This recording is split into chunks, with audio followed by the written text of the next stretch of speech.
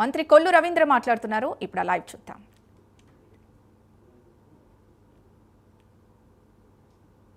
ప్రభుత్వంలో మీరు పనిచేసినప్పుడు దగ్గర దగ్గర 29 కేసులు కూడా కట్టున్నాయి. దగ్గర అప్పుడు కూడా సీజ్ చేశారు. కల్తీ మద్యం కేసులు ఉన్నాయి. జగన్మోహన్ రెడ్డి గారు చెప్తున్నారు మేము ఎక్కడ కల్తీ కేసులు ఎక్కడా లేవు, కల్తీ మద్యం ఎక్కడా చేయలేదని. కొంతమంది దుర్మార్గులు ఉంటారు, వాళ్ళు చూసాం కదా, వాళ్ళ నైజం ఎలా ఉంటుంది, మీ నైజం ఎలా ఉంటుంది అలాంటి నైజం ఉంటారు. డెఫినెట్గా ఎన్ఫోర్స్మెంట్ వింగ్ దాని మీద ఉంటుంది. అదే కాకుండా 1914లో కూడా ఇలాంటి కార్యక్రమాలు జరిగినాయి అనేది అనుమానం కలుగుతుంది. డెఫినెట్గా మళ్ళీ ఒకసారి అవన్నీ కూడా వెనక పునరావృతంగా బయటకు తీస్తాం. టోటల్ ఇందుట్లో ఎవరు ఇన్వాల్వ్ అయ్యి ఉన్నా వదిలిపెట్టే సమస్య లేదు.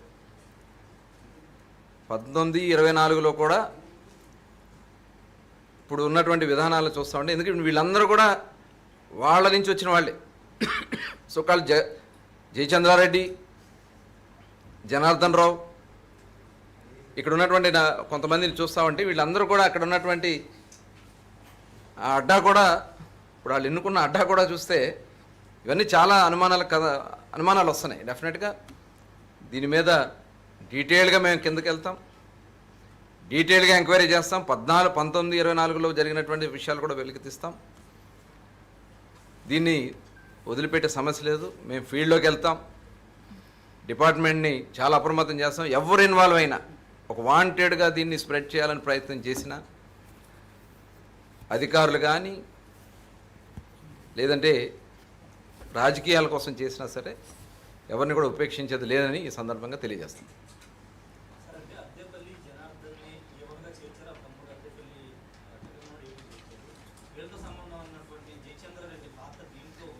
అంటే ఇప్పుడు ఈయన రావాలి, ఇతను ఎవరైతే జనార్దన్ రావు, ఇప్పుడు ఎందుకంటే అక్కడ అంతా ఎస్టాబ్లిష్ చేయడం కానీ ఇవన్నీ కూడా జనార్దన్ రావు చేశాడు అనేది మనకు వచ్చినట్టు ప్రాథమికంగా. జనార్దన్ రావు వచ్చిన తర్వాత విచారణ చేసిన తర్వాత దాన్ని బట్టి ఎలా ముందుకెళ్ళాలనేది ప్లాన్ చేస్తాం.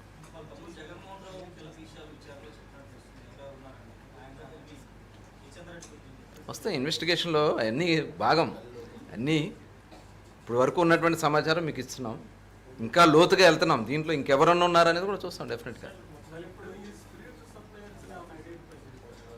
ఉన్నారు, అంటే ఐడెంటిఫై చేస్తున్నాము, ఉన్నారు.